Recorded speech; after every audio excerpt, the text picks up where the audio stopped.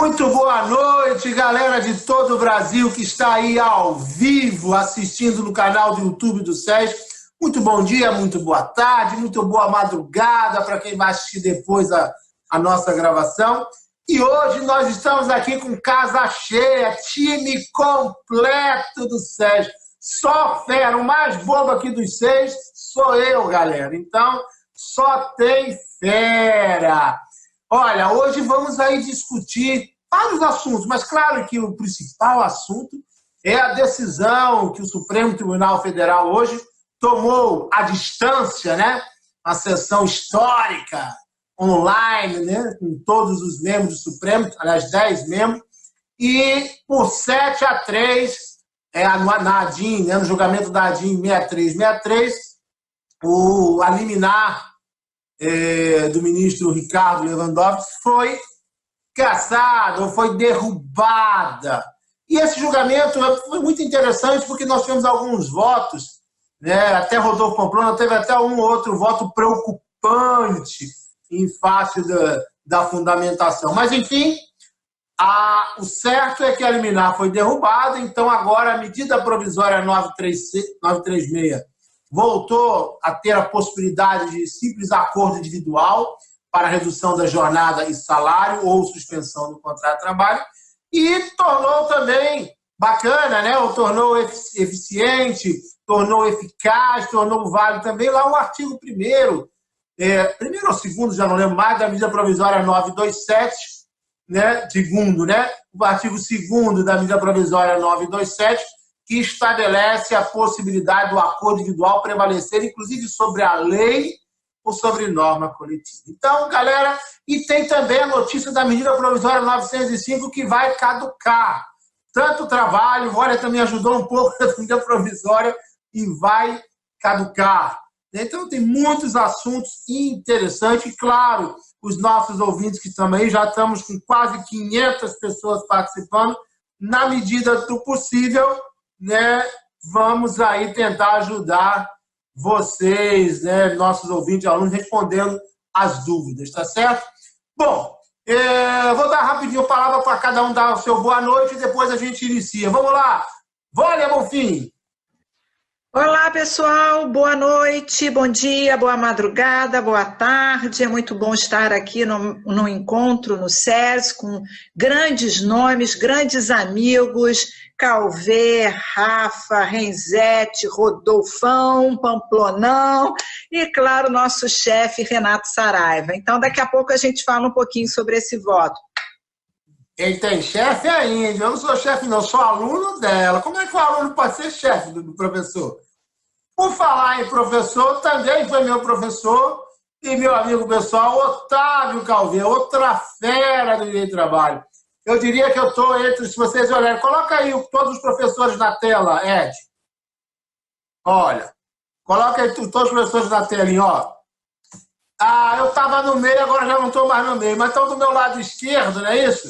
Ou direito, sei lá, do meu lado aqui tem 2 dinossauros. Porque esses meninos aí são novos, eles não sei se eles fizeram plástica, qual é o remédio que eles tomaram, mas estão novinhos, mas foram meus professores. Eu seria entre os 3 o caçula. Boa noite, Calvé. Boa noite, pessoal. Boa noite, Renato, Vólia, Rafaela, Renzete, Rodolfo. É uma alegria a gente poder compartilhar aí um pouquinho desse momento histórico que a gente está vivendo, né? Espero que a gente possa contribuir. E uma boa noite a todos que estão nos assistindo. Vamos lá que tem muito assunto para a gente tratar, né? Vamos em frente. Muito bem. E agora, também não é um menino, também foi meu professor Rodolfo Pamplona. Abre o microfone, né, Adolfo? Olá, pessoal. Microfone liberado. Estou aqui mais uma vez nesse sexteto fantástico para discutir a decisão do Supremo Tribunal Federal e especificamente toda a disciplina normativa das relações de trabalho. É um prazer enorme estar aqui. Nós somos quase uma tribo, porque ele é o chefe, o Renatão, a nossa musa inspiradora Vólia, o príncipe encantado Otávio Calvé e essa dupla de jovens encantadores que a gente passa sempre a bola, Renzete e Rafaela. Um beijo para todo mundo. Estamos aqui, olha, eu quero dizer que eu sou profeta, eu profetizei o resultado e, mais uma vez, eu vou profetizar daqui a pouco os números da Mega Sena. Me aguardem. Fale primeiro para mim. Rapaz, vamos agora dar o menino. Rapaz, eu não sei o que o Rogério Renzetti fez, não. Não sei se ele passou vaselina no cabelo, passou um creme, que ficou mais novo hoje na tela. Eu tenho depois, o Ed não vai conseguir resgatar uma foto antiga dele. Mas se pegar uma foto dele que está sendo divulgada no SES, é outra pessoa, não é esse menino, não. Boa noite, Renzetti. Boa noite, chefe. Tinha que falar da foto. Foto que você é o causador da discórdia com essa foto, hein? Boa noite, meus amigos, meus alunos, professora Vólia, professor Otávio Calvê, Pamplona, que faz o bolão do Pamplona aí, né? Deu certo os votos. Rafa, minha parceira, minha amiga, e todos vocês que estão com a gente aqui hoje, nessa noite histórica, muito bem já foi dito, para a gente conversar bastante temas aí, responder muitas dúvidas, viu, Renato? Estou monitorando aqui, tem muita dúvida de aluno para a gente responder. Beleza, Rogério. Dá um play na tua internet aí, que ela deu uma falhadazinha, mas conseguimos aí. Deu uma diferença entre áudio e vídeo, mas conseguimos. Você tem que parar de ser pão duro e comprar uma internet melhor, Rogério. Entendeu? E por último, depois eu vou explicar a vocês porque eu estou rindo. Rafaela Cionek. Tudo bem, linda? Boa noite, pessoal. Boa noite, professor Renato. Boa noite, professor Otávio, Pamplona, meu amigo e meu parceiro Rogério. E boa noite para a rainha das rainhas do direito do trabalho, Vólia.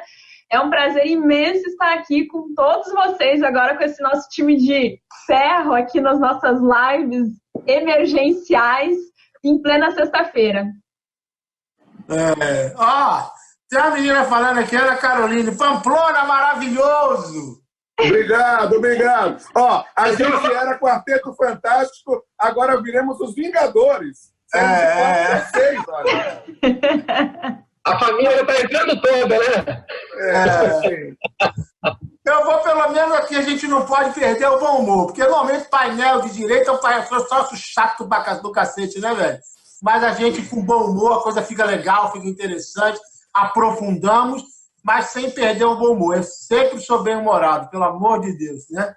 Bom, vamos começar abrindo com Vólia. Vólia, a gente vai ter tempo de falar da decisão de alguns ministros, mas se você fizesse uma síntese para o nosso público, qual é a consequência jurídica da decisão hoje tomada pelo plenário do Supremo Tribunal Federal? O que isso representou para as empresas e para os empregados e também para os sindicatos? Bom, vamos lá. A maioria, 7 ministros contra 3, eles entenderam que a liminar não deveria permanecer. Isso hoje foi o julgamento da cautelar, eles chamam de cautelar, mas que a gente entende como liminar, caducou, a liminar foi cassada. Isso quer dizer que prevalece na íntegra a medida provisória 936 e, por consequência indireta, o artigo 2º da 927, quando fala do ajuste individual e da prevalência desse ajuste sobre as normas coletivas. Agora, lembrem, eu já recebi algumas perguntas nesse sentido. Na própria MP 936, está mantida a notificação ao sindicato. O que deixou de existir é que essa notificação não é mais um requisito essencial para a validade do negócio jurídico. Isso é uma determinação contida na MP sem punição. Feito o acordo, o patrão tem 10 dias para comunicar ao Ministério da Economia e 10 dias para comunicar ao sindicato. Eu recomendo que as empresas cumpram esse, vamos dizer, mistério.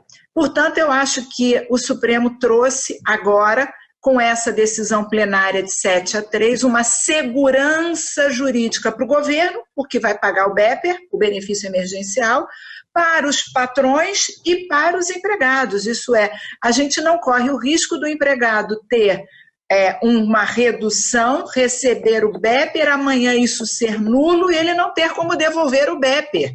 Ele vai devolver o que ele recebeu? Então, há uma segurança jurídica. Eu gostei da fala do ministro Gilmar no ponto que ele diz que o Sebrae já notificou 600 mil empresas fechadas demitindo seus empregados. Nós já temos em torno de 3 milhões de desempregados. E esses dados são assustadores. 3 milhões além dos 11,9, além dos 12 milhões que nós tínhamos antes da pandemia. E é nesse sentido, nesse cenário, que eu acho que o Supremo Tribunal Federal nos trouxe uma boa tranquilidade. Talvez não com o conteúdo ou a fundamentação de todos. Eu preferi a fundamentação do ministro Barroso, mas a gente vai falar disso depois. Somos muitos. Passo a palavra para os demais colegas. Obrigada. Muito bem, Vólia. Você, como sempre, brilhante. Calvi, essa decisão do Supremo, do plenário, você acha que os sindicatos saíram enfraquecidos com essa decisão? E mais, será que não chegou a hora, pós-pandemia, claro, né? Pós a calamidade pública, de haver uma... Muitos anos, e eu acho que esses momentos de crise, entre outras coisas, mostram assim as chagas da sociedade, né? E na área trabalhista, uma chaga antiga é essa. A gente precisa de um sindicalismo forte, bem estruturado, e aí calcado nas premissas que são da Organização Internacional do Trabalho. Liberdade sindical plena, pluralidade sindical, que a gente não consegue aqui no Brasil ainda por conta da unicidade, né, que ainda existe na Constituição. Mas eu não acho que o sindicalismo ficou enfraquecido com essa decisão, não, tá? Porque, assim, a minha linha de argumentação, e aí eu vou ter que fazer, né, a gente não gosta de fazer propaganda pessoal, mas quando você dá uma bola dentro assim, você gosta de passar para frente, né? Tanto o ministro Alexandre de Moraes quanto o ministro Fux, nas suas razões, eu percebi que eles falaram de acordo com um artigo que eu escrevi, que foi publicado no Conjur, que foi uma reflexão, inclusive o Fux chegou a falar do artigo no Conjur. Né? Eu vi, meu amigo, eu fiquei lembrando. Foi muito legal, porque assim, é um ponto que eu acho que mostra que o momento que a gente está vivendo não é para a gente pensar à luz do que a gente sempre fez tradicionalmente. Né? Para mim, a gente não está vivendo um momento de conflito coletivo do trabalho. A gente não está com interesses antagônicos de uma classe trabalhadora contra a classe capitalista que quer explorar o ser humano trabalhador, fragilizado, vulnerável. Não é isso que a gente está vivenciando. Para isso, eu preciso de negociação coletiva, ok. Mas o que a gente está vivenciando agora é o interesse convergente, ou seja, é a vontade de ambos de sobreviverem. A empresa sobreviver, o trabalhador sobreviver dignamente, e para isso ele precisa de renda e a manutenção do emprego. E é isso que o governo está construindo com as MPs todas, né? Então, assim, eu acho que a excepcionalidade do momento impede situações e decisões e soluções também excepcionais. E para falar um pouquinho de números e para já passar a palavra, até ontem foram 2.400.000 acordos individuais, até ontem, com essa margem de insegurança que a gente estava. A média histórica de negociação coletiva no Brasil é de 45.000 por ano. Então, assim, a expectativa é que nós tenhamos 23 a 24 milhões de acordos individuais. Eu acho que os sindicatos nem teriam condições práticas de analisar isso tudo em 10 dias, entendeu? Então, também, nesse pragmatismo, que foi uma coisa muito falada nas decisões hoje, né, o realismo jurídico, o consequencialismo, o pragmatismo, eu acho que, a meu ver, o sindicalismo não está enfraquecido. É um momento excepcional, é fora da curva, depois vai voltar tudo ao normal e à preponderância da negociação coletiva. Muito bem, Calvi. Eu fiquei tão feliz de ver lá você sendo citado várias vezes. Que coisa linda. Adorei. Você sabe que uma das minhas maiores emoções quando eu fui citado num exame de ordem. Olha que a diferença de nível. No exame de ordem, na hora lá no espelho de correção, tinha lá, conforme leciona Renato Saraiva, eu fiquei feliz a cabeça. Houve uma época do exame de ordem que você podia levar livro de doutrina. Vocês lembram disso? Lembro. Aí eu, lá no início da minha carreira, dando aula numa turma presencial, aí o aluno levantou a mão assim: professor, eu era novinho, ninguém me conhecia quase. O senhor acha que eu posso citar o seu livro de doutrina, já que o senhor é um autor desconhecido? Irmão, quando ele falou isso, eu não sabia onde enfiava a minha cara. Aí eu falei: olha, amigo, eu acho bom você citar, porque só assim eu vou ser um dia um autor conhecido, né? E aí levei na esportiva e fui embora. Rafa e Rogério, me ajudem aí nas perguntas também, viu? Vou passar a bola para Rodolfo. Rodolfo, eu sei que você de todos, a gente tentou acompanhar, mas demorou muito tempo. E o mais desocupado do grupo é você, eu sei disso. Certo, é verdade. Não é verdade? Essa aqui é a minha 64ª live, meu amigo. Exatamente por isso que a gente está falando isso. Eu sei que ele acompanhou o julgamento completo no Supremo. Até porque o Rodolfo é um cara estudioso, então, e um doutrinador de primeira. Rodolfo, de todos os votos dos ministros, não interessa se é a favor ou contra, qual foi o voto ou o discurso do ministro que mais lhe assustou? Olha, eu não tenho dúvida que o voto do Fux é um voto que a gente precisa estudar e talvez para ter um certo cuidado. Porque, na verdade, o que é que a gente precisa entender? Essa é uma situação que nós estamos vivendo, como o Calvé colocou, é uma situação excepcional. Nós estamos vivendo, não estamos em CNTP, não estamos em condições normais de temperatura e pressão.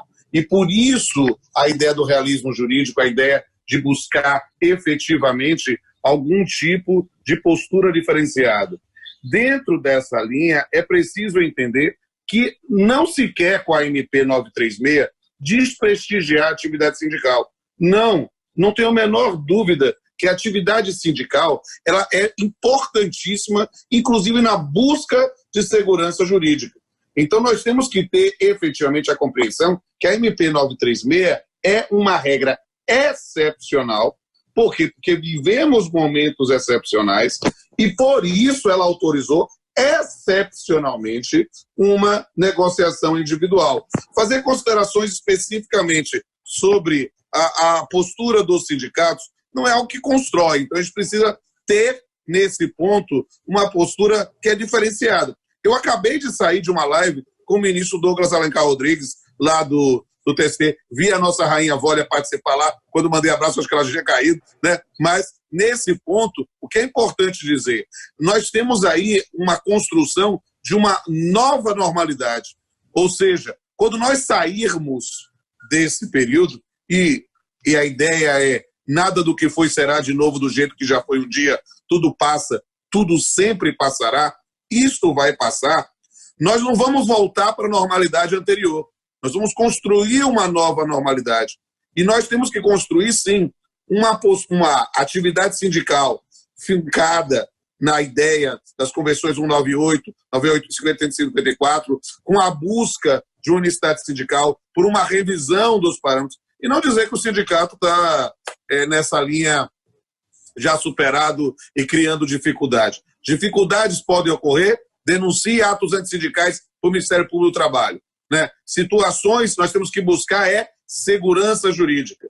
E aí, complementando uma coisa que Calvé trouxe, para dizer que essa deve ser a linha de interpretação de todas as medidas governamentais, desde a MP 927, 936, mas passando pela 944, 945, 946. É a ideia de preservação de emprego e renda.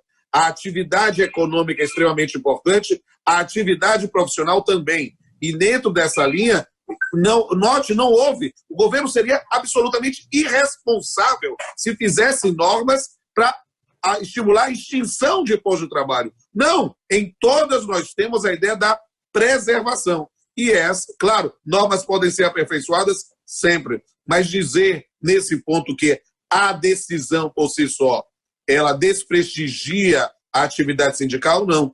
Por isso, houve, em alguns momentos no voto, esse tipo de invocação. Eu acho que é melhor a gente ter mais cuidado. Nem tanto ao céu, nem tanto à terra. Muito bem, Rodolfo. Concordo plenamente com você. Rogério, tem muita pergunta aí? Só abre o microfone. Tem algumas. Tem muito mais elogios do que perguntas, né? Mas... Você faz a pergunta e quem quiser pode responder, viu? Vamos... Você me permite só uma palavra rápida, chefe? Claro, querido. Estou ouvindo aqui os colegas. Eu não sei se posso até... Eita, você tem que pegar uma internet melhor, amigo. Voto vencido, ouvido. Não. Tá legal agora? Tá, agora tá. Melhorou, vai. Melhorou. Não sei se eu vou ter voto vencido, mas uma coisa que eu muito gostei no julgamento foi o voto do Barroso. Eu achei, na minha opinião, o melhor voto quando ele disse que os sindicatos não teriam estrutura nenhuma em relação a essa situação de calamidade que a gente está vivendo. Concordo. Agora, muito bem falou o Calvé, que a gente vai ter a retomada da preponderância de negociação coletiva. É o que eu espero, Calvé. Agora, sinceramente, ao mesmo tempo, tenho muito medo da gente estar vivendo um momento de laboratório para a gente ter futuras reformas das reformas. Isso pode me assustar. Então, eu, como estudioso do direito do trabalho, eu temo muito que isso possa acontecer. A gente está, entendam, aproveitando, no sentido da palavra, esse momento para, posteriormente, a gente ver um colapso no direito do trabalho. E isso é uma coisa que me preocupa muito. Tá? Vide alguns acertos. Deu uma picotada aí, Rogério, na sua internet. Acho que ele foi censurado, não? Censurado. Mas, assim, complementando, o que o Rogério teme é que o que está sendo feito no período de exceção continue a ser praticado quando nós voltarmos à normalidade. Esse provavelmente é o... Foi sabotado, né? Voltou, meu garoto? Foi sabotado. Foi sabotado, hein? Aí. Bom, eu não sei até onde vocês ouviram, mas para concluir. Então, o que eu temo, na verdade, é que futuramente a gente encontre um arroxo dos direitos trabalhistas muito maiores do que a gente veio com a reforma trabalhista, porque a gente tem um aumento, e vai ter ainda, mesmo tudo que está acontecendo agora, não se enganem, a gente vai ter um aumento de desemprego muito grande, independente de tudo que está acontecendo. Agora pode acordo individual, mas não adianta, as empresas vão continuar dispensando sim. Então, neste afã da retomada do emprego, tá ruim, tua internet tá ruim. Se eu fosse você, eu ia para outro cômodo. Se fosse o caso, até dividir a internet, mas sai daí. Não tá bom não, Rogério, não tá bom não. Sai daí e vai dividir a internet em outro cômodo com outra pessoa. Pode ir, não tem problema não. Entendeu? É porque, Rogério, deixa eu falar a vocês, o que eu tô rindo? É que o Rogério tá usando a internet muito ruim, entendeu, gente? Ele precisa usar melhor essa internet. Mas vamos lá, Rafaela, nós recebemos uma pergunta e queríamos que você respondesse. Não foi nem de agora. Odaí, a pergunta do Odaí, que é advogado trabalhista em São Paulo. Mas ele é advogado trabalhista em São Paulo, mas fez questão de dizer que é paranaense. Seria possível abordar na live de hoje a aplicabilidade da estabilidade provisória da medida provisória 936 aos contratos de trabalho por prazo determinado, tanto na hipótese de redução de jornada e salário quanto de suspensão? Diga lá, Rafa. Beleza, vamos lá. Em relação às aplicações da MP 936, é importante a gente mencionar que a própria medida provisória ela não traz nenhum tipo de restrição à aplicação aos contratos de trabalho, né? Ela faz uma menção simplesmente a quem ela não se aplica ali em relação à União, enfim, no artigo 2º, salvo o engano, da medida provisória. Agora, em relação ao contrato por prazo determinado, a gente tem que a possibilidade que o artigo 472, parágrafo 2º da CLT, traz justamente que esses períodos aqui não são computados ou não seriam pactuados com as partes. Então, eu acredito que no momento que nós estamos vivendo aqui, o ideal seria que as partes fizessem um acordo, um termo individual, pactuando aí que este período de suspensão não seria ali computado dentro do termo final do contrato. E aí, justamente, vem a questão da estabilidade provisória, e é uma pergunta que muitos têm se a estabilidade que é prevista na MP 936 não convalidaria esse contrato por prazo determinado em prazo indeterminado. Eu entendo que não, até porque a lei não faz menção ao tipo de contrato, se seria válido esse tipo de suspensão, então a gente acredita, de acordo com o entendimento do TST, de que é válida também essa suspensão, mas que ela não se convalidaria no sentido de transformar este contrato por prazo indeterminado. Seria garantido, mas ele manteria a questão do contrato por prazo determinado ainda. E vale lembrar também que quando a gente fala de estabilidade, o tema não é tão simples assim. O próprio Tribunal Superior do Trabalho recentemente reconheceu que para a gestante, no contrato de trabalho temporário aqui, a gente não tem a garantia provisória estendida para além do tempo do contrato, né? Então, são questões que são sopesadas e que devem ser. Ponto 1. Faz um acordo para que esse período seja pactuado, depois não seja computado dentro do contrato de trabalho por prazo determinado. Muito bem, Rafaela. Pergunta respondida, Daí. Olha, tem uma aluna também que desde tarde ela mandou várias mensagens para mim. Falou, olha, pergunta a doutora Vólia, a professora Vólia, para ela responder isso. É a Bruna. Diz que ela está 3 lives tentando responder você, que a gente responde isso e a gente não responde. Então agora vai sair. Diz assim a Bruna Rodrigues Lima. Diante do cenário de pandemia, muitos trabalhadores tiveram seus contratos suspensos e vão receber o equivalente a uma parcela de seguro-desemprego, seja financiado totalmente pelo governo, seja parcialmente. No caso de trabalhador comissionado, ele recebe a base de comissão. Esta parcela deverá ser paga na base do piso salarial em carteira ou com base nos últimos salários, incluindo comissões, conforme o Ministério do Trabalho vinha fazendo. Bom, vamos lá. Antes de mais nada, queria fazer 3 comentários, né, como sempre dando pitaco. Um foi na fala do Renzete e do Calvé, Pamplona e Calvé, que eles acham que a decisão não fragilizou os sindicatos. Eu discordo, acho que a decisão fragilizou os sindicatos, porque eles próprios se implodiram quando começaram alguns, não todos, a cobrar pela negociação coletiva, a brecar a flexibilização nos moldes da MP 936, mostrando para todos o cenário caótico que os empresários e empregados vivenciam diuturnamente com seus sindicatos. O que eu acho que vai acontecer é que eles vão acabar fazendo uma emenda constitucional, e aí sim, nos termos do que disse o Calvé, para tentar trazer a liberdade sindical e a pluralidade. Mas eu acho que mostrou a ferida. E eu acho que isso foi tão claro no voto do Barroso, quando ele diz assim, me permite ler um texto. A grande heterogeneidade dos sindicatos, como eles são muito diferentes entre si, exibe uma incapacidade para realizar a tempo e hora, no volume que se exigirá, com competência e probidade, a chancela de milhões de acordo. Perceba que ele falou de probidade, já deixando subentendido que há aí uma minoria, 30%, 40% desses sindicatos, cobrando R$300, R$400 para a chancela por empregado por mês. Então, eles se autofragilizaram, isso está exposto na economia, na realidade, por isso ele fala o tempo todo do direito em números, direito em realidade, e ele foi claro, falou de competência, isso não é pensar em si próprio, é pensar na ocasião, pensar no trabalhador e na probidade. Então, a primeira coisa, eu só discordo da fala no sentido de que não fragilizou. Fragilizou porque mostrou a ferida. E essa ferida já existe há anos, e finalmente ela apareceu e quem sabe a gente resolve. Esse é o primeiro. Antes de você continuar, só um minutinho, que o Rodolfo levantou a mão que ele quer fazer a intervenção. Fala, Rodolfo.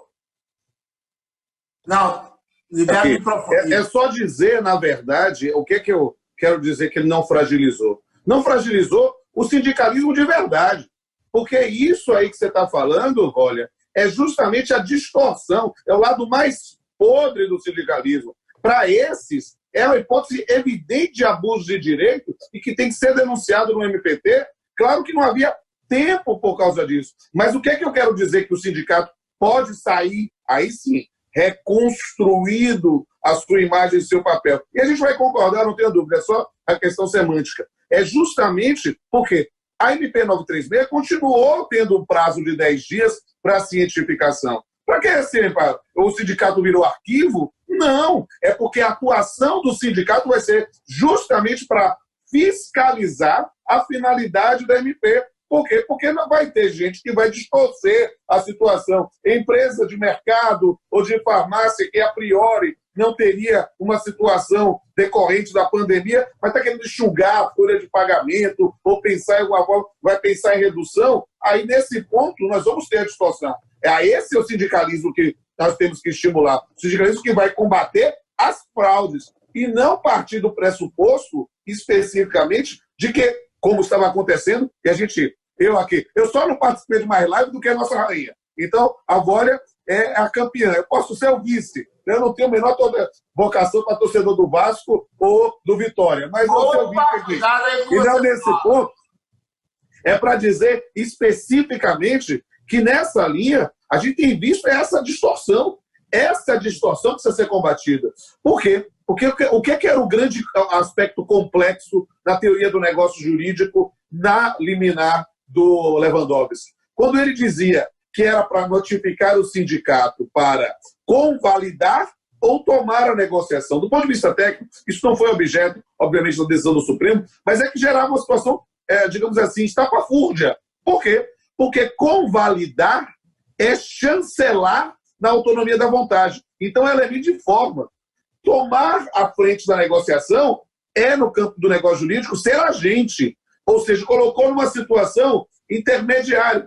Por quê? Porque, na verdade, a hipótese é para um acordo individual por causa de uma situação de excepcionalidade. É pragmatismo jurídico, é consequencialismo mesmo, é realismo jurídico. Mas, quando voltarmos para uma nova normalidade, e eu e a nossa musa Vólia vamos sempre concordar, nós vamos buscar um sindicalismo de verdade, e não esses fantasmas sindicais, esses pelegos que aí sim não merecem a proteção de um sistema sindical decente. Devolvendo a palavra para a Vólia, eu só vou botar um pouquinho de pimenta. O Renato Melo está dizendo aqui, sindicato tem que fazer acordo de graça? Quem paga pelas despesas com a negociação? Quem paga o contador, o advogado e demais despesas do escritório, Vólia? Está reclamando aqui o Renato Melo. Tem que fazer de graça, sim, e pode cobrar apenas dos associados. É função precípua do sindicato ser um coadjuvante com o Estado na negociação coletiva. O dia que a gente vivenciar um regime de pluralidade sindical e os estatutos determinarem a cobrança, os associados sim serão obrigados. Aliás, já é súmula vinculante 40 do Supremo Tribunal Federal. Não pode obrigar não associado a pagar contribuição sindical. Por um acaso, só se fala da contribuição confederativa, mas isso se aplica. Não pode cobrar, ele tem que fazer de graça ou se extingue. Se ele for um bom sindicato, ele vai angariar associados. Esse era o momento. Esse era o momento dos sindicatos demonstrarem solidariedade pelas categorias, pelos trabalhadores, para poder angariar mais associados e sobreviver. Bom, mas passando ao largo dessa discussão, o segundo ponto que eu queria comentar foi da fala da Rafaela. Ela muito bem respondeu a questão da suspensão, ela só esqueceu de falar da questão da redução. Quando há redução de salário, realmente há uma estabilidade do dobro do período da redução. Se você reduziu 2 meses, mais 2 meses de estabilidade.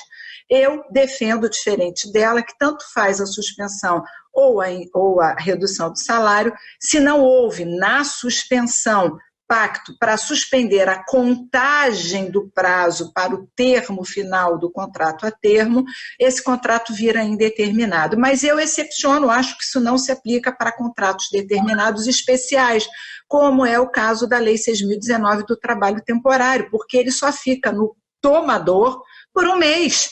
Ele foi contratado para ficar 1 mês. Se eu for reduzir o salário dele e dar mais 1 mês de estabilidade, vai acontecer exatamente o distinguishing que fez o TST da súmula 244 em relação a gestante versus contrato de temporário. Isso se aplica a outros casos. Aprendiz que está no final da idade ou no final do curso, não tem como dar uma estabilidade posterior se vai acabar o curso ou aprendizagem. Bom, então, tirando isso, vamos à pergunta da querida aluna que tenta fazer. Bom, a regra é que quem ganha salário fixo, você toma como base os valores recebidos nos últimos 3 meses. Essa é uma média que se faz lá para o seguro-desemprego. Quem ganha só variável, isso é, só comissão, você faz uma média. Depende do órgão pagador, a média pode ser os últimos 3 meses, pode ser os últimos 6 meses ou os últimos 12 meses. No caso da pergunta, ela diz que recebia fixo mais variável. Será a soma dessas parcelas numa média aritmética. Pelo menos é isso que eu espero que o governo faça, porque cada dia a gente é surpreendido com uma novidade. Hoje, nos jornais, eu e Renato ficamos indignados. Ele gravou até um vídeo chamado Absurdo, dizendo que a Caixa só vamos falar sobre isso. Não está liberando nem o seguro-desemprego, nem o FGTS para aqueles empregados demitidos por força maior, ao argumento que o parágrafo 2º do artigo 18 da Lei 8.036 diz que precisa ter decisão da Justiça do Trabalho. Sim, precisa ter decisão quando você não sabe se houve a força maior ou não, e o juiz precisa da prova para decretar ou a culpa recíproca ou a força maior. Neste caso, a decretação da força maior com base no 501 está na medida provisória 927, acho que é artigo 2º. Não, acho que no artigo 1º. Está lá escrito explícito que é força maior. Então, não há dúvidas, a Caixa tem que levantar o seguro-desemprego desses demitidos e dar acesso, se preenchidos os requisitos, ao seguro-desemprego. Aí, falei muito, devolvo a palavra, desculpa ter passado o meu tempo. Olha, vou mostrar um banner aí do meu curso com o Vólia. A gente fez um curso comentando as medidas provisórias. Coloca aí, Ed, o banner. Deixa eu ver se está aparecendo aí o banner. Já está aí já o banner? É um curso, olha lá, nova legislação trabalhista em face do coronavírus. Eu e Vólia Bonfim. Depois eu pedi muito a Vólia, vamos gravar esse curso. Depois eu pedi 500 vezes, ela teve a audácia de dizer para mim, para você eu nunca nego. Pô, negou 499. Mas ela fez. E a galera quer saber, Vólia. Dá para fazer um sorteio não, chefe? Oi? Oi, Rogério. A galera quer saber exatamente... Ele perguntou se você vai fazer um sorteio, uma bolsa aí para um dos nossos ouvintes. Como é que eu vou fazer sorteio no canal do YouTube aí? Eu não tem como fazer agora, não tem? Tem como a gente fazer? Como é que vai fazer? É livre a live aí? Mas, enfim, eu faço um sorteio no outro dia aí.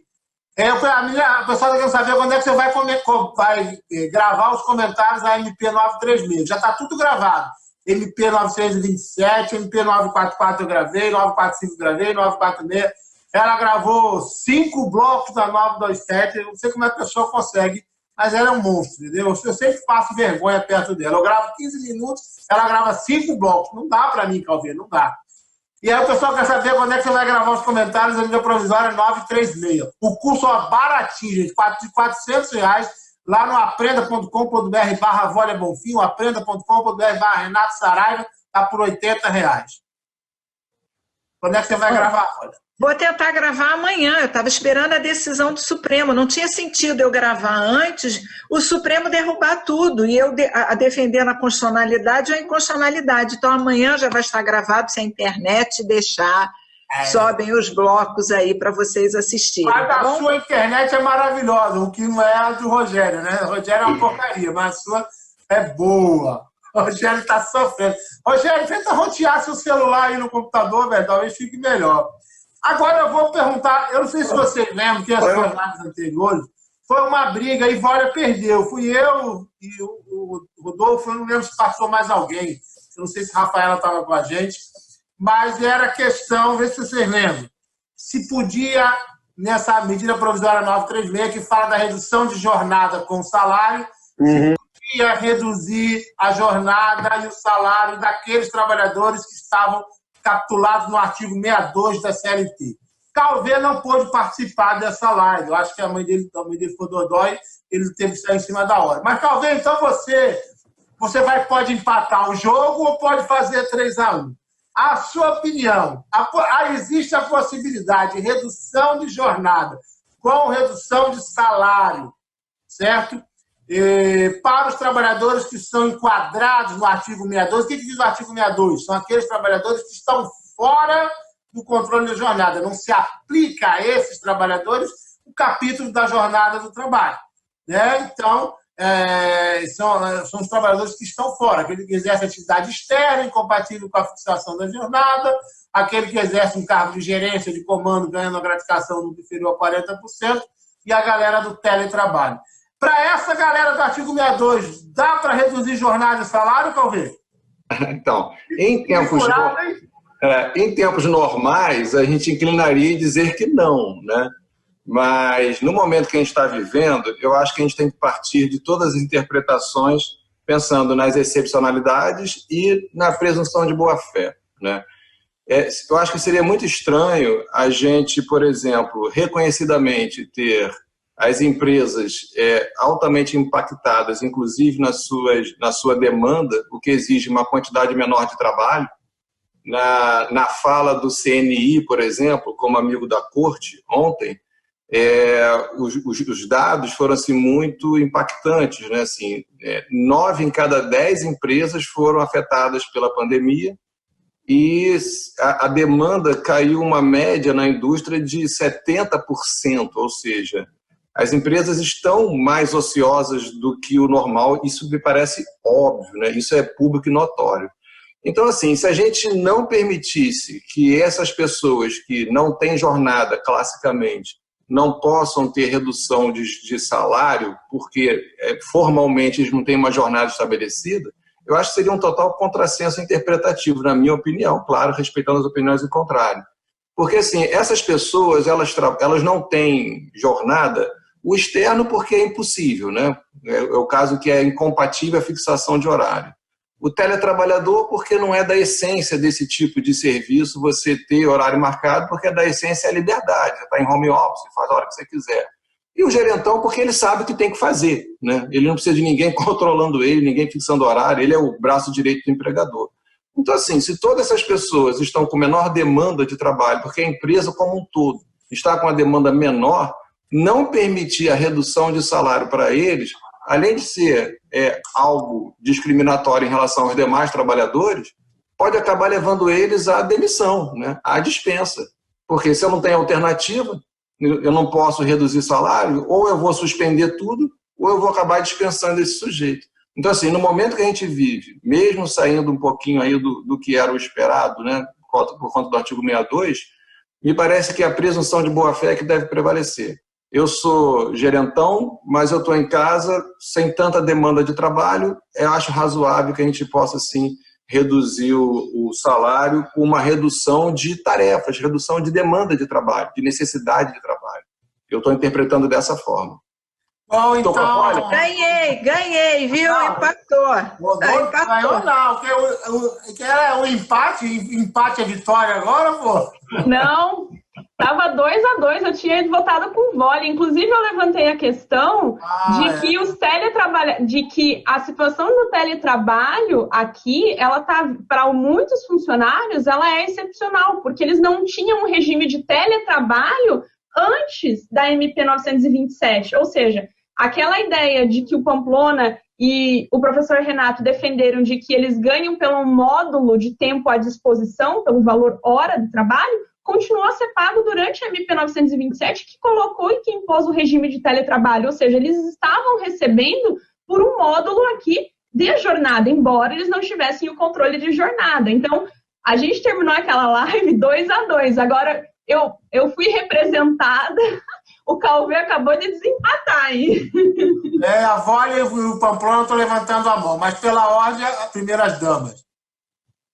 Bom, só para falar que mesmo que vocês continuem na tese de que o externo, o teletrabalhador e o gerentão estão excluídos da MP 936, é bom lembrar que a 927 incluiu na jornada os teletrabalhadores cujos equipamentos e estruturas não tenham sido dado incomodato.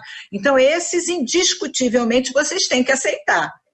Então, é só para lembrar aí para quem está ouvindo que tem uma exceçãozinha ali, que é o parágrafo 2º do artigo 4º, não lembro bem, da MP 927. Isso é se o patrão fornece o material, o equipamento, a internet em comodato, ele é o teletrabalhador. Mas se ele, o próprio trabalhador, é que tem todo o mecanismo, a estrutura, a internet, o computador, o laptop, o pager, não, sem comodato, ele tem direito à jornada. É isso que diz a MP 93927.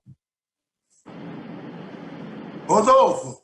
Chefe, eu vou reiterar a divergência. Eu não consigo aceitar de jeito nenhum, porque a lógica da MP 936 é de redução proporcional à jornada de trabalho. Preciso fazer, obviamente, a ressalva. Pensando no 62 tradicional, para o exercício de atividade de chefia, o gerentão, como vocês falaram, se o gerentão se enquadrar na figura lá do hipersuficiente, aí é diferente. Por quê? Porque aí você vai estar negociando não especificamente com a redução proporcional, mas sim pela possibilidade de atuar também no campo de uma negociação prevalecendo a negociação individual. Agora, para teletrabalhador roots, teletrabalhador de verdade, aquele originalmente lá, que não tinha controle, de jeito nenhum. Agora, precisa fazer a ressalva. É o roots.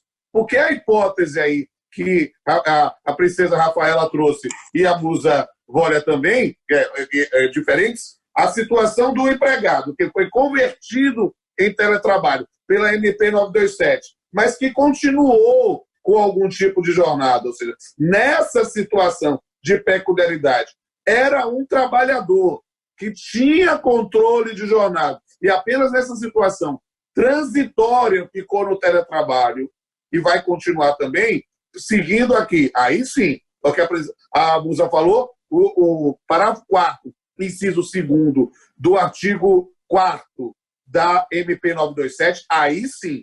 Agora, o teletrabalhador mesmo, o que ele faz, sim, não tenho como acertar, mantenho a divergência. É aquela hipótese do vencido, porém não convencido.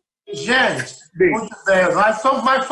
Temos que saber que fomos derrotados e temos que aceitar a vitória deles, entendeu? Mas, pelo menos somos derrotados pelas duas, a deusa, a musa, a princesa e o príncipe.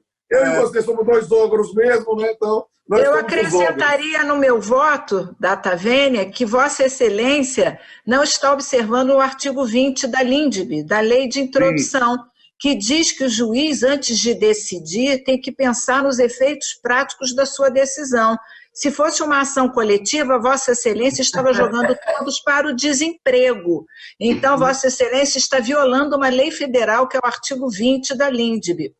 Tá, vamos voltar. Vamos avançar. De forma alguma, porque a iniciativa da condução da atividade vai ser do empregador, na situação anterior do indivíduo que trabalhava daquela forma. Agora, nós podemos pensar efetivamente por outro fundamento, mas não pela MP 936. Caiu na minha mão, não posso antecipar o julgamento. Mas depois do julgamento do Supremo, eu fiquei com uma dúvida. Vamos lá, vamos comparar o artigo 2º da medida provisória 927, que diz que o acordo individual pode prevalecer sobre a lei ou sobre a própria norma coletiva, não é isso?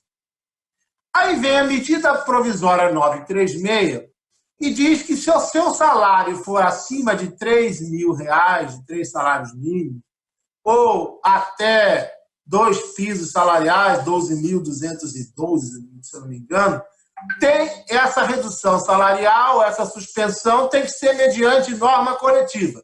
Aí eu pergunto para quem quiser responder, eu vou perguntar para Calveiro.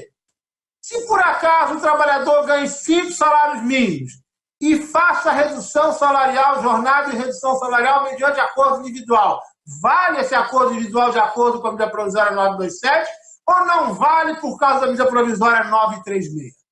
Não vale. Mas a medida 927 diz que vale. O que acontece? Ó, eu acho que a gente tem que interpretar tudo restritivamente. Né? Só um minutinho, Calveiro. Olha, você acha que vale? Eu acho que não vale esse acordo. Não vale, também não vale isso. Vai, Calvin. E olha só, a 927, ela tentou criar, digamos assim, uma regra geral de exceção sobre acordo individual e negociação coletiva. Então, em tempos de calamidade pública por conta do coronavírus, a regra geral de exceção é o acordo individual poder se sobrepor.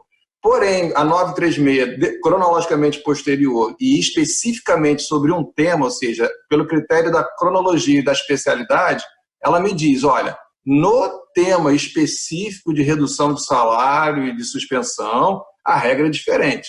A regra é preservando a Constituição, porque nesse tópico de redução de salário, a Constituição tem uma previsão específica de negociação coletiva, vamos criar uma regra, a exceção da exceção. Que aqui a gente só pode excepcionar a negociação coletiva naqueles moldes que foram ali criados. Então, para mim, a gente tem que interpretar que prevalece, de fato, a MP 936 no tema redução de salário e suspensão de contrato. Então, para mim, não vale o acordo individual de quem está naquela faixa de gás ali no meio, né? Agora, assim, eu estava aqui me segurando para mandar um outro pitaco rapidamente, Renato. Não, vá, pô, tá bom demais, pô. É bem rápido. A questão da força maior. Tá bom, eu já vou te chamar para tirar dúvidas dos alunos aí.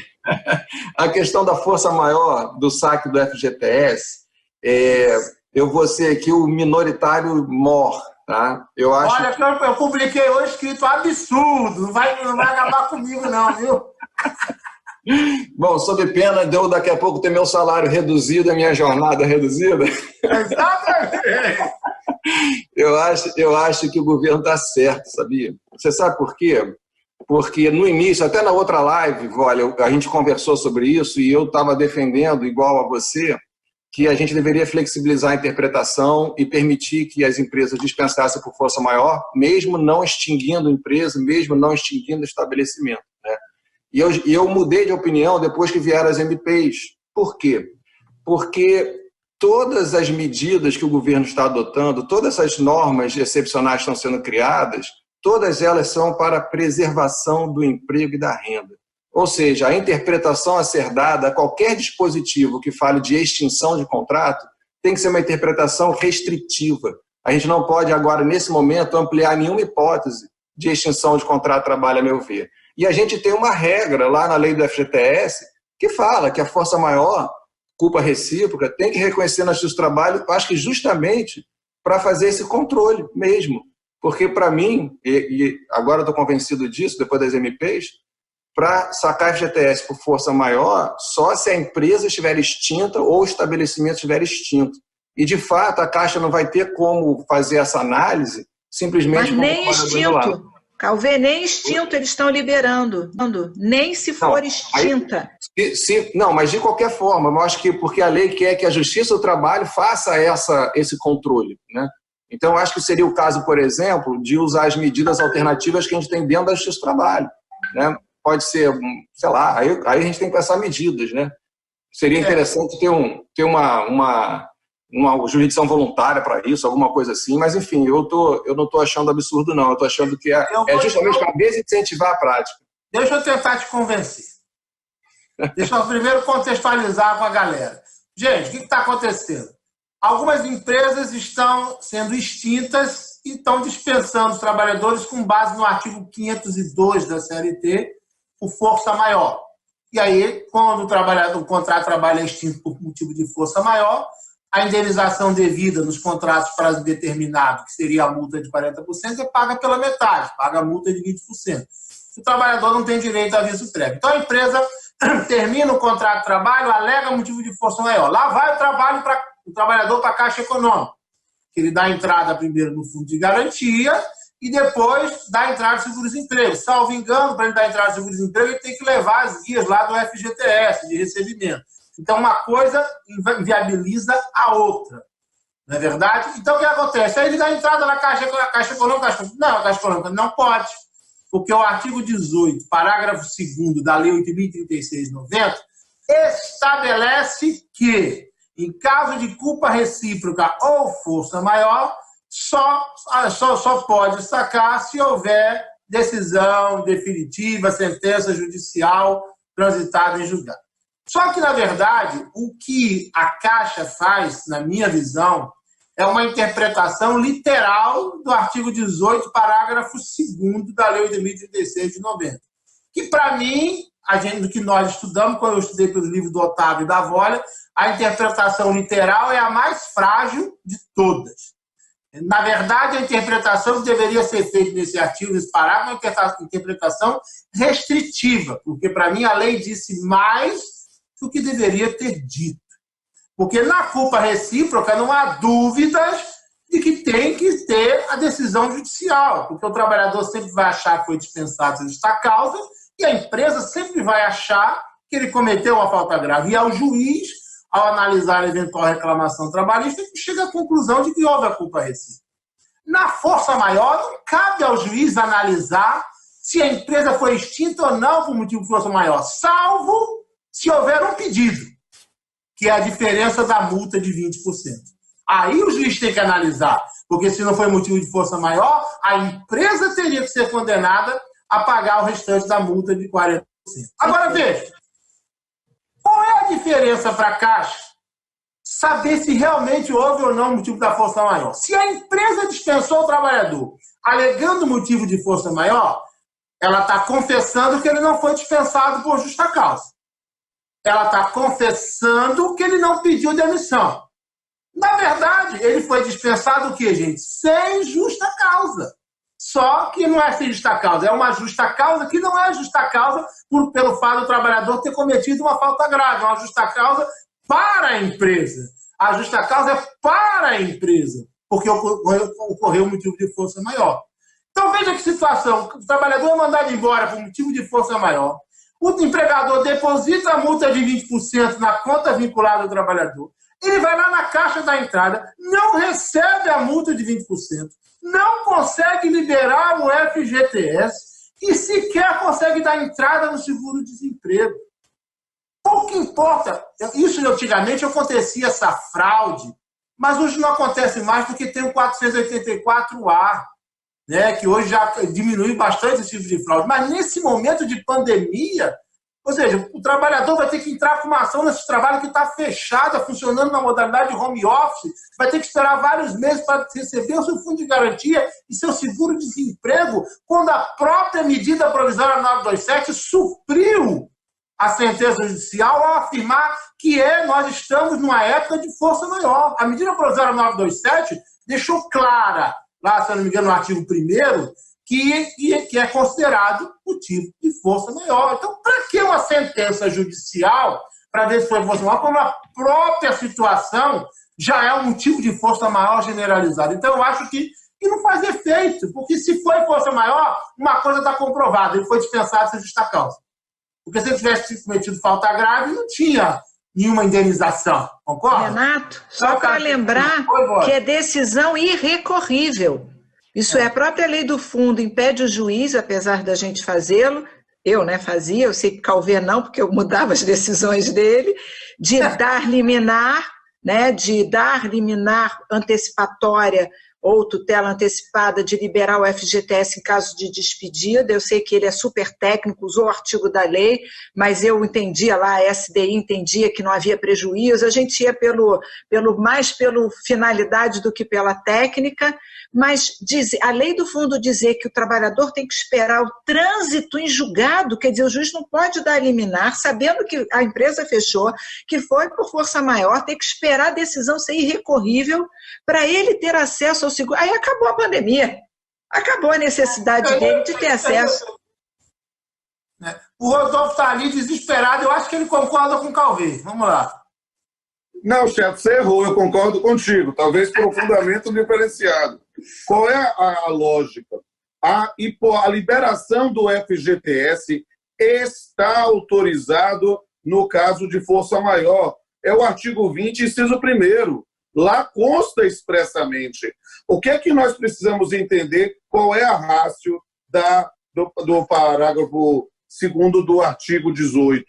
É que, na verdade, a invocação de despedida, que a extinção se deu por força maior, é uma argumentação que poderia vir numa situação de uma reclamação trabalhista em que o empregado está pedindo a despedida sem justa causa e a empresa diz, não, eu não despedi sem justa causa, mas sim por força maior. E aí, reconhecida pela Justiça do Trabalho, haveria, porque a expressão, inclusive, é redução para 20% mais o segundo. Ou seja, na relação jurídica de direito material, havia uma resistência ao reconhecimento da força maior e ela só veio a ser reconhecida judicialmente. Por isso a ideia da decisão. Mas aí, professor, é diferente. Por quê? Porque nós estamos na relação jurídica de direito material reconhecendo que a extinção se deu por força maior. Ou seja, o próprio empregador, espontaneamente, está liberando, depositando a multa de 20% na forma da lei, sem precisar de condenação, e o artigo 20, autoriza a liberação. Com todo o respeito, eu libero, caiu na minha vara, eu libero liminarmente no primeiro dia. Juntou o documento dizendo estou reconhecendo despedida sem justa causa, nem garanto contraditório. Estou liberando o alvará. Inclusive, gente, houve algumas perguntas aí nesse sentido. Eu, como advogado da empresa, que estou dispensando os trabalhadores por motivo de força maior, o que eu faço para me resguardar? Eu já vi até colegas hoje no meu post que eu fiz no Instagram. Aliás, estou chegando perto de 200 mil. Quem puder me siga aí, Instagram, né? Deixa eu falar. Povo, siga o Renatão. Ele prometeu. Ele já está com 197 mil. Se ele ganhar 200 mil, eu vou conseguir bolsa integral lá. Vou mais um sorteio de bolsa integral lá na pós-graduação em Direito Contratual, em Direito do Processo de Trabalho. Então, siga o Renatão. Siga o cacique aí, o chefe, vai. Então, assim, já tem advogados dizendo que a própria empresa está entrando na justiça para que haja a declaração de que o contrato foi extinto por força maior para se resguardar. Então, veja que ponto nós chegamos. E isso, talvez, foi uma resolução, uma portaria, ou sei lá o que foi, que a gente não consegue encontrar essa norma, a gente procura, não consegui até hoje. Eu não sei se Rafa conseguiu ou Vólia, eu não consigo achar essa norma da Caixa. É uma norma de gaveta que não tem publicidade, não tem esse negócio. Ela foi feita depois da medida provisória, o que é pior. Ela foi feita depois da medida provisória. Você mudou de opinião, Calvir? Então, assim, eu falei que ia ser super minoritário. Mas, assim, claro, os argumentos de vocês são ótimos, assim, faz refletir, etc. Mas, assim, a minha preocupação é que o FGTS, nesse momento, é um recurso valiosíssimo para ser usado de forma solidária, né? E, nesse sentido, veio a MP 946. Eu recebi vários pedidos lá na vara para sacar FGTS por calamidade pública. E, inclusive, colegas estão definindo de ofício, nos autos, assim, onde nem se discutia essa matéria, sei lá, entendeu? São várias situações assim que... E aí, quando sai a MP 946, me caiu a ficha assim, olha, não é para a gente esvaziar o fundo para quem for o mais rápido para sacar. Esse dinheiro não vai dar para todo mundo. O governo teve que extinguir o fundo do PIS/PASEP, repassar dinheiro, sei quantos bilhões para a Caixa, para poder cada um receber... 21 bilhões. 21 bilhões, para cada um conseguir receber R$ 1.045 a partir de 15 de junho. Por quê? Calvir, mas eu não tenho pena do governo com isso, não. Não, deixa só terminar. O governo bota... O governo, não estou falando que é Bolsonaro, não. Desde que o mundo é mundo, os governos colocam um rendimento desse tamaninho para o fundo de garantia, pega o fundo de garantia e some com o dinheiro, gasta em tudo, e o dinheiro era para estar ali, porque era do trabalhador, entendeu, velho? Mas assim, eu acho que a lógica foi o seguinte, ó, são 90 dias de suspensão e redução, começando mais ou menos em meados de abril, então vai ser 15 de abril, 15 de maio, 15 de junho, quando a gente chegar em junho, o dinheiro está acabando, aí a pessoa começa a sacar o fundo de garantia. Eu acho que isso não foi à toa, isso foi para pensar que temos mais 1 mês ou 2 meses à frente, além dos 90 dias, para as pessoas poderem ter renda e sobreviver. Mas não necessariamente, Calvir, as pessoas que vão sacar o fundo de garantia são os que estão recebendo, estão empregados. Porque às vezes é o cara que foi dispensado e só recebeu, só levantou o fundo de garantia do último contrato. E tem grana presa lá. Pode ser. Porque se você for mandado embora, você só recebe do último contrato. E aí, dinheiro lá e o cara e o cara tem a oportunidade de sacar. Não necessariamente são as mesmas pessoas que vão usar o dinheiro. Mas, enfim, é uma discussão... Só para ser muito honesto aí com a galera que está assistindo, o que vai prevalecer é o entendimento de vocês, não tem a menor dúvida. Eu não sei, não. Eu sou bocão. Eu gritei, vai dar certo. Ó, eu sou profeta, vai prevalecer o nosso mesmo. Renzete, fala aí, Renzete, sua opinião. Rafaela, diga aí. Ó, eu tô achando que foi uma grande aquisição, Renzete, aqui. Ele tá congelado. Em especial pro Sexteto, porque aí passou, o chefe passou a fazer bullying com ele, não comigo, com a Vólia, entende? Então, aí, ó. O que tem de pergunta aí pra nós? Me ajuda aí. Tem uma pergunta, eu vou passar para a Vólia aqui, perguntando sobre a questão da redução de jornada e salário, ou suspensão também, com a estabilidade da gestante, né? Então, como que ficaria aquela questão prática da gestante, de complementação? E acho que a gente pode até estender um pouco a pergunta, porque eu vi uma live que a Vólia fez com um colega meu que é juiz do trabalho, que é o Yuri Pinheiro, e estavam discutindo justamente a questão da licença maternidade na finalidade prática, né, do pagamento efetivamente do benefício. Só antes de passar a palavra, aproveitar aqui minha humilde opinião sobre o FGTS, eu concordo com Renato Saraiva, eu concordo com Pamplona, no seguinte sentido de que o FGTS ele sempre foi custeado de encargo obrigatório por parte do empregador, em benefício do empregado. E eu sempre, para quem já foi uma aluna há muito tempo, e eu sempre batia na tecla de que era uma injustiça o governo mexer no FGTS. Eu falei assim, olha, se todo mundo for demitido hoje, sem justa causa, pagando 40%, vocês não vão ter dinheiro para sacar, não vai ter dinheiro para custear, ou seja, mesmo legalmente eu demitindo, o governo não tem condições de pagar todo mundo, porque ele utiliza esses recursos do FGTS justamente para outras finalidades, talvez não tão nobres, ou outras mais nobres aqui, mas utiliza ali e nos repassa, ou repassa aos empregados, um valor que sequer é corrigido, né? Ou sequer que a gente pode dizer que tem algum mínimo ou tipo de correção em relação aos depósitos. A pergunta, então, é sobre a estabilidade da gestante. Bom, vamos lá. Depois eu quero ouvir a opinião do Renzete aqui do FGTS, porque tá 1, 2, 3, 4-1, hein? Quando eu falo começa a cair, essa internet... Fala, Renzete, fala. Essa internet que o Renato me deu, quando eu falo, começa a cair, fazer o quê, né? Mas olha só, vou fazer o seguinte, eu não consegui ouvir o que vocês falaram. Eu vou aproveitar então o gancho, tem uma pergunta aqui que estão fazendo muito em relação às férias.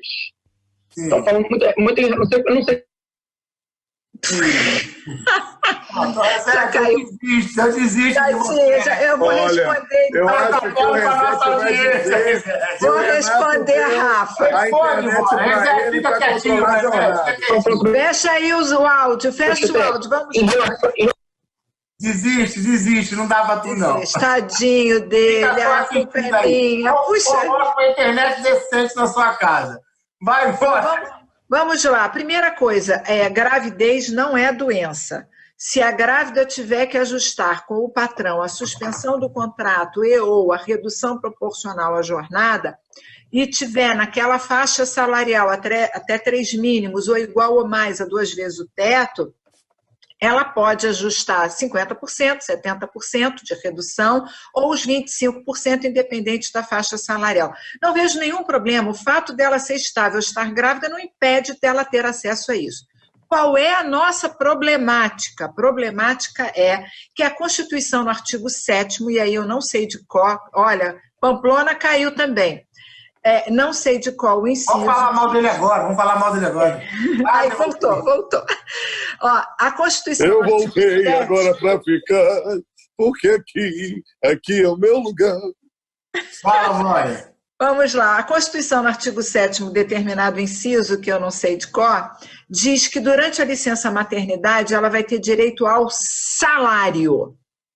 Então, isso me preocupa, a hipótese da suspensão contratual, ela ser projetada, isso é invadir o período da suspensão.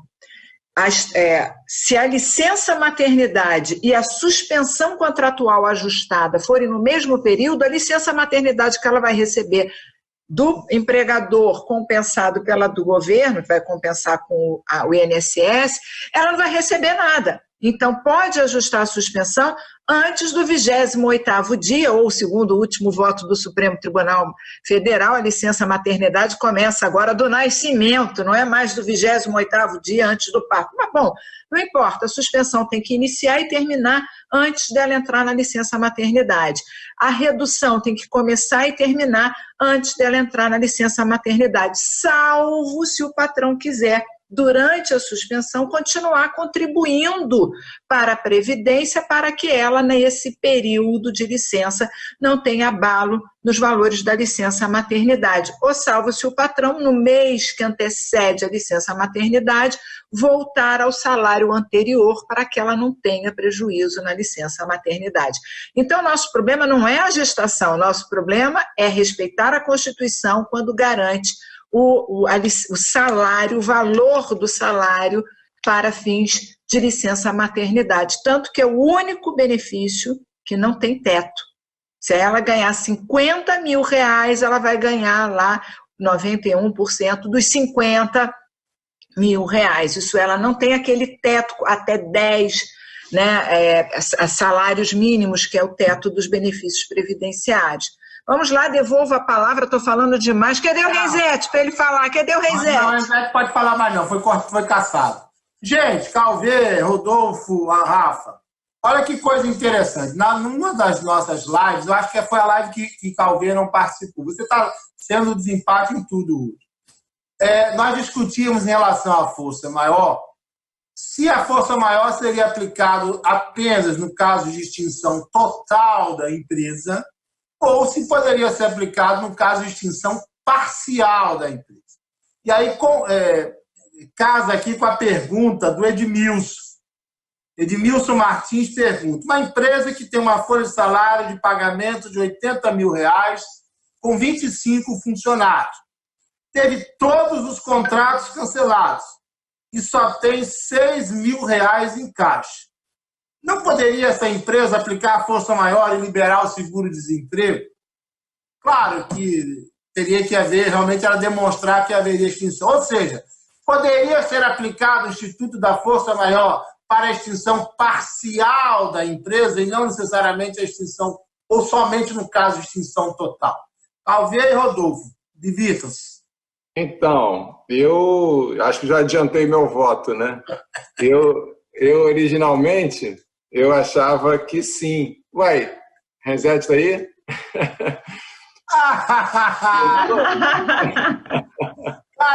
Eu não ia revelar que ela não deixou, mas como ela revelou... Isso é uma mágica. Zoando.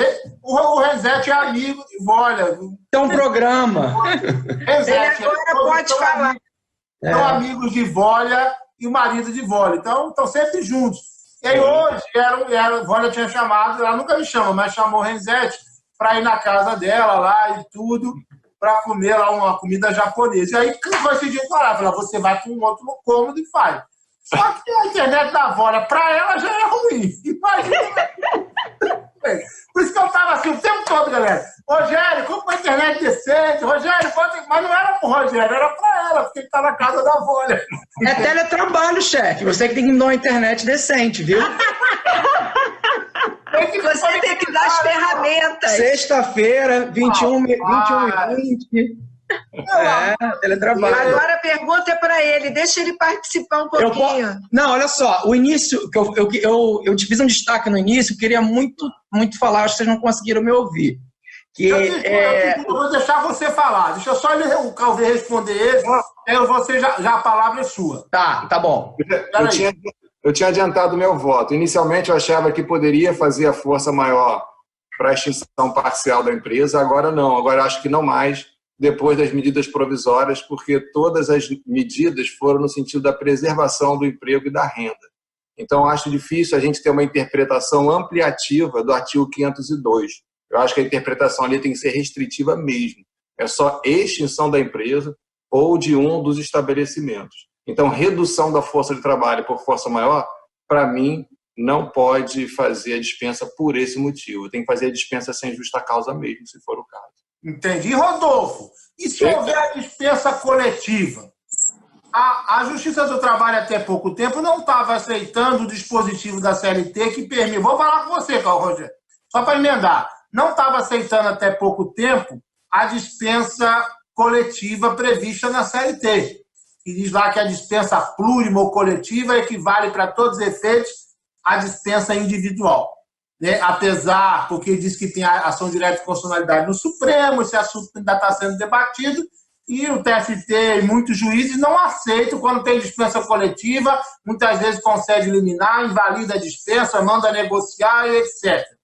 Nesse momento de pandemia, e independente dessa briga, se houver dispensa coletiva, você como juiz, concederia liminar mandando negociar ou deixaria como está? Olha, chefe, sinceramente, parece-me que nesse momento eu não vou mudar meu posicionamento, não. Calvé veio comigo também no 502 lá para pensar, eu só aplico efetivamente na hipótese de extinção da empresa ou do estabelecimento, e na despedida eu também sigo a literalidade do dispositivo pós-reforma trabalhista. O tratamento aí é o mesmo, então nesse ponto sabemos do leading case lá do Maurício Coutinho Delgado, mas foi anterior, e a previsão específica da CLT nesse sentido foi justamente em combate àquele entendimento. Eu sou favorável a que a gente tenha a ratificação da Convenção 58, trazer uma outra perspectiva, ter um tratamento diferenciado das dispensas coletivas, mas já vemos, nós temos uma lei e a lei é a garantia de segurança do cidadão. Então, neste ponto, eu não mando integrar, não. Eu vou considerar da mesma forma individual, até mesmo porque, agora vamos explicar também no contexto da pandemia. A lógica é que a gente tenha preservação de postos de trabalho. A MP 927 veio para trazer medidas flexibilizadoras do ponto de vista da iniciativa unilateral do empregador para tentar manter o posto de trabalho. A 936, através de acordo individual, manter o posto de trabalho. A MP 944 para custear a folha de pagamento. Se mesmo com tudo isso, o empregador entende que não tenho condições, vou despedir, sinceramente, é uma questão do gerenciamento da empresa. E eu vou dar validade nessa despedida, sim. Muito bem. Renzete, a palavra é sua. Fale o tempo que você quiser. Então tá, vamos lá. Você que entrou agora, Rogério Renzete está passando a nossa live. Seja bem-vindo, Rogério. Acho que agora a Vólia vai jantar e trazer. Já foi. Coitado. É porque eu estou em teletrabalho, né? Aí a minha internet, vocês sabem, né? Fazer o quê? Bom, em relação... Bom, eu não consegui ouvir todos os debates, né? Porque a internet não ajudou. Em relação à dispensa em massa, acho que deve seguir, sim, a literalidade. Se eu estou de acordo. Agora, o que eu falei no início, que eu acho que pipocou, não saiu muito legal, isso eu quero reforçar, é minha preocupação em relação a gente afirmar o que é normal e o que é excepcional depois de tudo isso passar. Então, isso é um pouco preocupante, porque a gente vai ter a gente já tem um número de desemprego muito grande, que só vai aumentar. Eu acho que o grande debate é saber o que o governo vai fazer para tentar, no desespero, na afã de resolver, óbvio, né? A gente tem que ter uma resposta, vai tentar fazer, que reformas serão essas que virão, para a gente poder conseguir tantos postos de trabalho no futuro. Até porque, como o Renato já adiantou aqui no início, eu consegui ouvir, a MP 905 vai caducar, o que tudo indica, tem só segunda-feira, então pode ser que ainda seja votada, acho difícil, muito difícil, mas pode ser, e que a gente sabe que foi uma tentativa do governo desesperada de aumentar os postos de trabalho, sim, ok, teve seu mérito, mas o que virá, entendeu? Acho que foi o Rodolfo que falou muito isso, o que virá depois disso tudo é que eu estou um pouco receoso. O que vai vir de reforma pela frente? Então, para a gente mesmo pensar, raciocinar, eu acho que isso não tem uma resposta fechada, dificilmente alguém vai ter uma resposta fechada para me dar em relação a isso, mas essa é uma preocupação que eu tenho, muito grande. Tudo bem, Rogério. Que bom que você conseguiu uma internet decente, né, velho? Nossa, fecharam seu microfone aí, Vólia. A Vólia quer te derrubar. Ela fechou seu microfone aí. Não, então vou falar. É porque a dela é cabeada, por isso que eu vim pra cá. Ficou bem melhor, entendeu? Ah, entendo. A dela tava cabeada, eu tava no Wi-Fi no outro quarto, aí deu interferência. Olha, vão achar que nós somos casados, hein? Era bom explicar, não é? Não. Olha, Nós somos amigos, viu? Nada, olha, que coisa legal. Pessoal, todo mundo aqui pedindo para a gente voltar a falar, até deixou um pouco esse tema de lado, que é o fato do príncipe, lá do artigo 486. Né? Então, o pessoal está querendo que a gente fale novamente. Na verdade, quem é que quer tocar nesse tema ou querem que eu fale? Quem é que fica à vontade? Vólia é especialista nisso, devia falar, sabe tudo de fato do príncipe. O que eu sei é um centésimo do que ela sabe. Fala, Vólia. Bom, sou eu. Primeira coisa, chefe, a gente está com fome. Já está acabando. Vou falar rapidamente. Há duas correntes defendendo teses opostas, né? Uma delas entende que o que está ocorrendo é uma espécie de força maior, e se isso foi determinante, direto ou indiretamente, para o fechamento do estabelecimento ou da empresa, que acarretou na despedida, isso seria espécie do gênero factum principis, isso é, a espécie é factum principis, o gênero é força maior. Por quê? Porque isso seria um caso fortuito externo. Lembrando que a CLT não sabe a diferença de força maior para caso fortuito, pois coloca tudo no mesmo bloco. Eu conversei com Carvalhinho, depois de ouvir grandes nomes, né, pessoas que eu respeito demais, entendendo de forma diferente. Carvalhinho, no telefone, aquela simplicidade, né, para vocês saberem, é José Carvalho Filho, autor de um compêndio enorme de direito administrativo, ele disse, olha só, Vólia, isso é um ato discricionário. Porque não há uma lei que diga quando começou o isolamento, quando termina o isolamento social, quando começa, qual atividade tem que abrir, qual tem que fechar. Não existe. Então, cada governador, cada prefeito decide a extensão, os atingidos, o tempo. Isso quer dizer que é ato discricionário. Ouvi ontem até na TV que Rondônia está liberando, está fechando as estradas e liberando internamente a circulação. Então, não entra ninguém que é de fora, mas internamente, como eles têm poucos casos, está tudo liberado. Então, isso é uma decisão discricionária. Sendo uma decisão discricionária e sendo ato da autoridade estadual ou municipal, entendo que a espécie, sim, de factum principis. Mas o problema é distinguir o contrato de trabalho por força maior, já que o factum principis é a espécie de força maior, são esses inconvenientes do trabalhador não ter acesso ao seguro-desemprego nem ao FGTS. E, nesse caso de factum principis, a indenização ainda fica por conta da autoridade competente. Isso é, esse trabalhador vai ter que ajuizar uma ação na Justiça do Trabalho, apesar da CLT dizer que somos incompetentes, o entendimento é pela competência, vai ficar ali uma briga, por exemplo, estive conversando com a ministra Cátia, ela acha que não é factum principis, então acha que é o patrão que tem que pagar, então ainda vai ficar aquela briga, quem vai pagar? O patrão? E pagar o quê, né? E pagar o quê? Então assim, se é 40, se são 20, então em suma, quem entende que não é fato do príncipes, diz que é ato vinculado, não tinha outra alternativa, o Estado que não determinar o isolamento social. Sendo um ato vinculado, ele não poderia praticar outro ato, então não é ocorrência de factum principis e sim força maior simples, se isso acarretou a extinção da empresa ou do estabelecimento. De outro lado, estou eu, não sei os colegas aqui que entendem, que acho que é factum principis, ainda fui me consultar com quem é, para mim, o meu papa do direito administrativo. Devolvo a palavra. Muito bem. Ed, coloca aí o nosso banner aí do meu curso com Vólia. O pessoal está perguntando se Rodolfo tem curso. Faz o sorteio agora do curso. Eu chamei Rodolfo para ele fazer um curso, gravar curso lá para o Aprenda, que é o nosso marketplace de conhecimento. Ainda não gravou nenhum curso. Podia gravar curso de Direito Civil, Direito de Trabalho. Pô, pelo amor de Deus, só 500 lives, grava um curso para gente.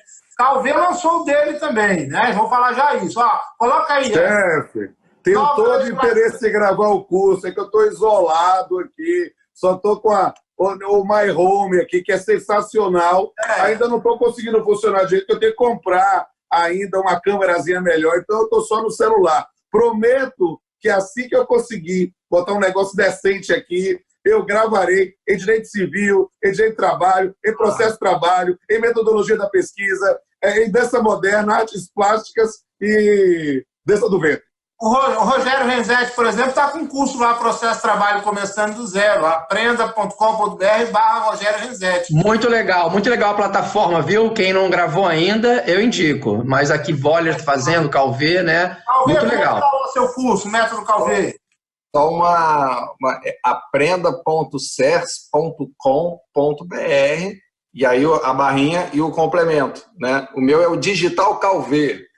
Foi o nome que eu fazia. Aí eu estou lá com os módulos, estou com alguns módulos lá de processo, tem lá os meus comentários das medidas provisórias e estou lançando semana que vem o método Calvê, com direito de trabalho, processo de trabalho, direito coletivo do trabalho. Semana que vem está entrando no ar, se Deus quiser.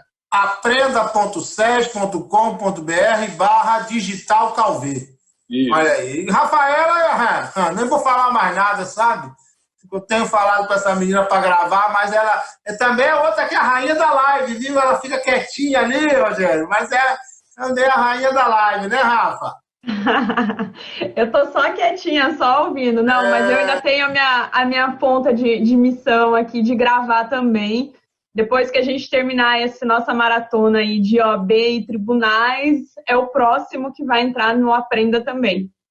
E aí eu aproveito até, na verdade, para convidar o pessoal que está aqui, que é da OAB, nas lives minha e do Renzetti, que vão começar amanhã, né? A gente tem uma maratona aí de uma semana. 14 horas. 14 horas. Aí, vamos lá, vamos que vamos. Gente, já estamos chegando ao final da nossa live. Olha, está querendo jantar com o marido, Renzetti, a família de Renzetti. Eu vou dar a palavra para vocês fazerem as considerações finais, agradecer a todo o nosso público. Infelizmente, acreditamos que a medida provisória 905 deve caducar. Acho muito difícil, pela decisão do Senado, ter alguma votação segunda-feira. Então, aquele contrato verde e amarelo, né, gente? Vai dançar, vai acabar. As mudanças lá de gorjeta, de gratificação, de trabalho em sábado, domingo, feriado, tudo isso que estava vigorando de forma provisória, pela medida provisória, deve deixar de existir. Enfim, as considerações finais, começar dessa vez por Rodolfo Pamplona. Meus amigos, é muito bom estar com vocês, é muito bom brincar com vocês, estou me sentindo a Xuxa, e nesse ponto eu preciso dizer que é uma honra, um prazer, um privilégio participar aqui desse sexteto fantástico, quase os Vingadores, uma Liga da Justiça. Nós juntos estamos realmente construindo um novo modelo de ensino e um novo modelo de reflexão. E esse é um momento que a gente precisa acordar para a realidade que o direito do trabalho não está renascendo, porque ele nunca morreu. Ele está sendo revalorizado e nós passamos hoje a ver uma nova valorização da sociedade na disciplina jurídica das relações de trabalho. Nesse ponto, nós vamos ter muitas coisas que discutir, vou discutir até mais com o Renzetti depois também, sobre a parte de processo. Há muitas coisas que nós vamos ter na rebarba da justiça do trabalho pós-pandemia e dizer que estou junto com vocês. Sigam a gente em todos os nossos perfis, a Rafaela, o próprio Renzetti, Gólia Bonfim, Otávio Calvê, Digital Calvê, eu, R. Pamplona Filho, e em especial, siga o chefe Renato Saraiva, e quando chegar em 200 mil seguidores, ele vai dar bolsa integral, né? Vai sortear a bolsa integral. O povo está aqui. O povo está aqui, Pamplona. Cadê o sorteio? Cadê o sorteio? Gente, como é que eu vou sortear no canal do YouTube? Chega a 200 mil, ele vai fazer o sorteio. Vai lá e segue o professor Renato Saraiva. Aí eu vou sortear vários. Talvez as considerações finais. Obrigado, Rodolfo. Talvez. Bom, gente, foi um prazer, né? Foi assim, é uma honra a gente estar podendo compartilhar esse momento.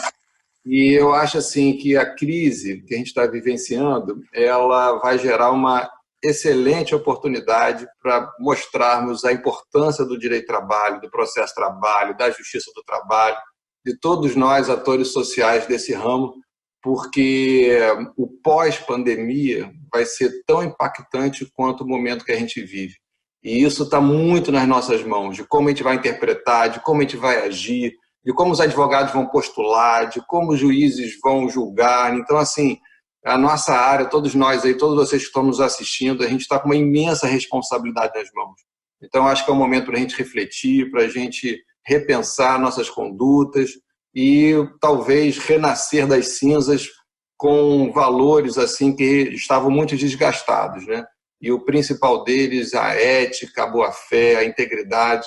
Eu tenho certeza que a gente vai sair melhor disso tudo, né? Alguma coisa a gente tem que aprender, né? O mundo inteiro parado, o mundo inteiro repensando, alguma coisa a gente tem que aprender, a gente tem que sair melhor disso. Eu tenho certeza que a gente vai conseguir. Valeu, gente. Boa noite a todos. Obrigado, Calvin. Vou com você, como sempre, além de um doutrinador, um cavaleiro, né? Um cara tranquilo. Meu mestre. Rafaela, diga-me suas considerações finais para depois eu passar para a dupla ali.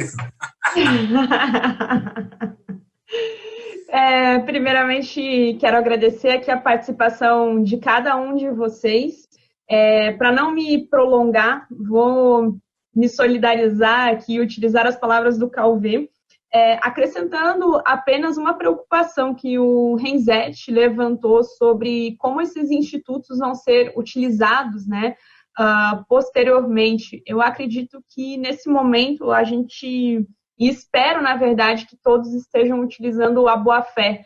O objetivo de todas as medidas que o governo tem editado são medidas no intuito de proteger. A gente não tem nenhum tipo de facilitação, e acredito que foi o Pamplona que levantou isso também, eu tinha até anotado para falar isso aqui na live.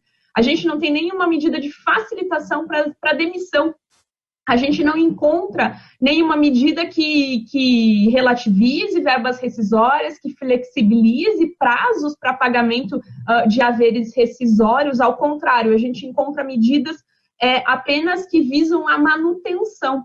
E pensando justamente nessas medidas que eu entendo que a decisão hoje do STF foi uma decisão acertada de manter aquilo que era tido como objetivo inicial do governo pela MP 936, da manutenção, e mais ainda, sigo ainda o entendimento também da professora Volle, no sentido de que a decisão do Supremo traz uma imposição e uma necessidade de diálogo social para o sindicato, traz uma responsabilidade muito maior agora, em especial pelo movimento que se criou dos sindicatos com a liminar do Lewandowski na 936, trazendo a imposição, a necessidade de uma proatividade de uma negociação coletiva e, posteriormente, agora com a decisão do Pleno, referendando justamente a MP 936, é um momento em que o sindicato precisa repensar a sua atuação como um todo. A gente já veio